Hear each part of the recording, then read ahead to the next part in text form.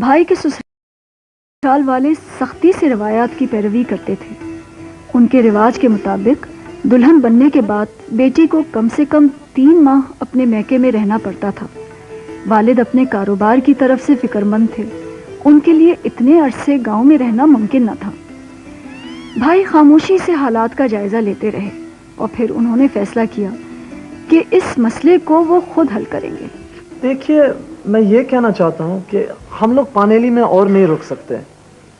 पापा को बिजनेस के सिलसिले में कराची रहना ज़रूरी है। मैं भी उनके साथ जाऊँगा। मैं चाहता हूँ कि एमी भी हमारे साथ जाए। अगर आप ख़ानदानी तरीके पर फैसला करते हैं, आपकी मर्ज़ी। एमी को 3 महीने अपने पास रखें। मैं 3 साल के लिए लंदन जा रहा हूँ। हो सकता है कि जब तक एमी 3 महीने बाद कराची आए, मैं लंदन जा चुका हूँ और उसे 3 साल मेरा इंतज़ार करना पड़े। भाई मोहम्मद अली मसला हल करने में कामयाब हो गए। अगले ही रोज़ उनके सास ससुर हमारे वालिदैन से मिलने आए और पूछा कि वो एमी बाई को कब कराची ले जा रहे हैं, और हंसी खुशी अपनी बेटी को विदा करने पर रजामंदी जाहिर कर दी।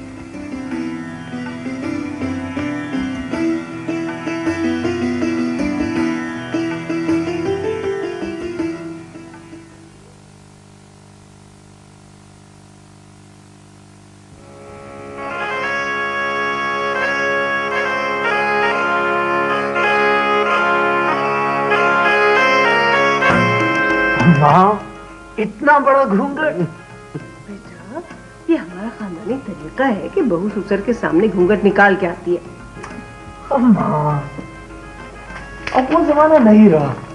जब मैं विलायत चला जाऊंगा तो इस तरह कितनी परेशानी होगी। क्यों बेटा? माँ, बहू भी तो बेटी होती है ना? क्यों नहीं होती? जब रहमत भी मरियम भी ऐसे नहीं करती तो फिर एमी। कहते तो तुम ठीक ही हो बेटा। चलो नहीं बेटा, ऐसा करो, तुम पल्लू को ठीक से अपने सर पे डाल लो अच्छी तरह से। शाबाश।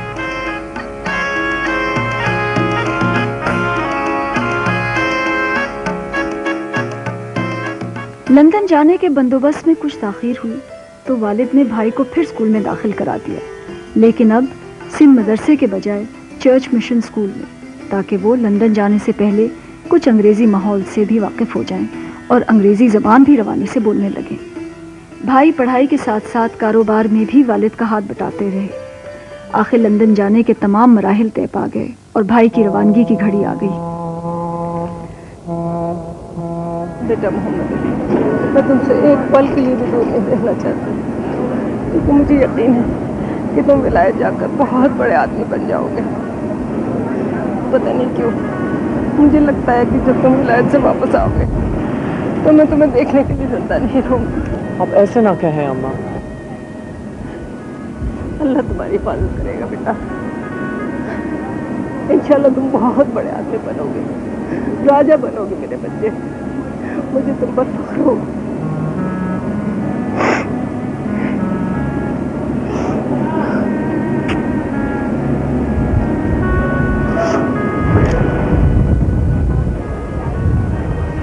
देखो बेटा, जिंदगी को समझने के 2 ही तरीके हैं। जी, वो कौन कौन से?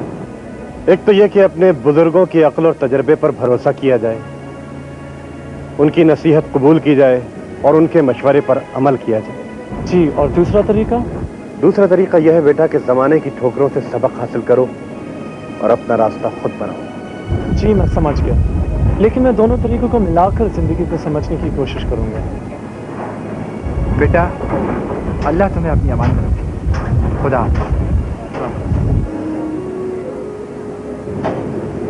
खुदा हाफिज। खुदा हाफिज।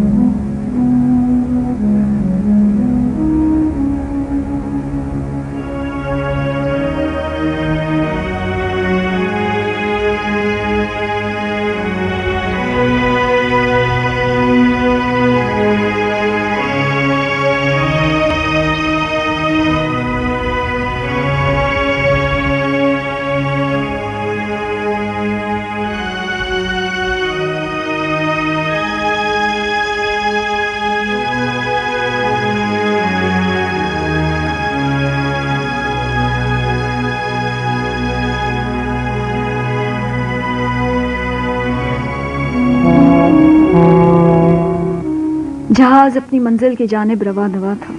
उस वक्त एक आम हिंदुस्तानी के लिए लंदन का सफ़र गैर मामूली वाक़या तस्वुर किया जाता था। सेमी मामूली का तन्हा सफ़र करना मुसाफिरों के लिए हैरत की बात थी।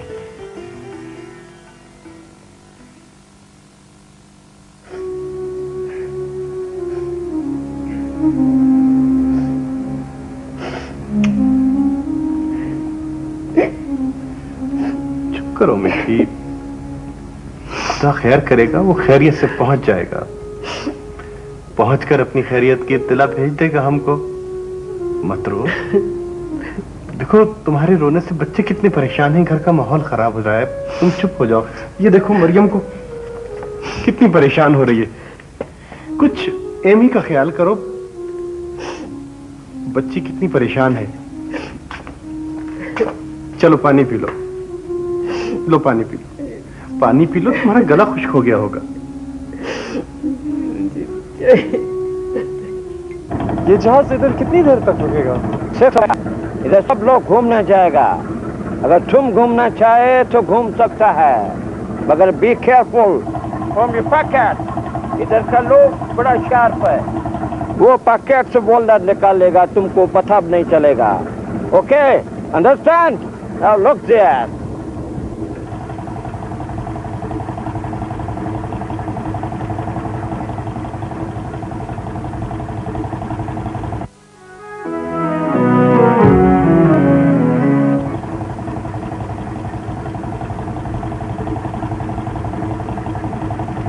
ये देखा, मेरा वॉलेट सेफ है। मैं बहुत केयरफुल आदमी हूँ। Well done, boy, well done. Yeah, हुई ना बात। Now remember these words. It is always better to be careful in life. Okay?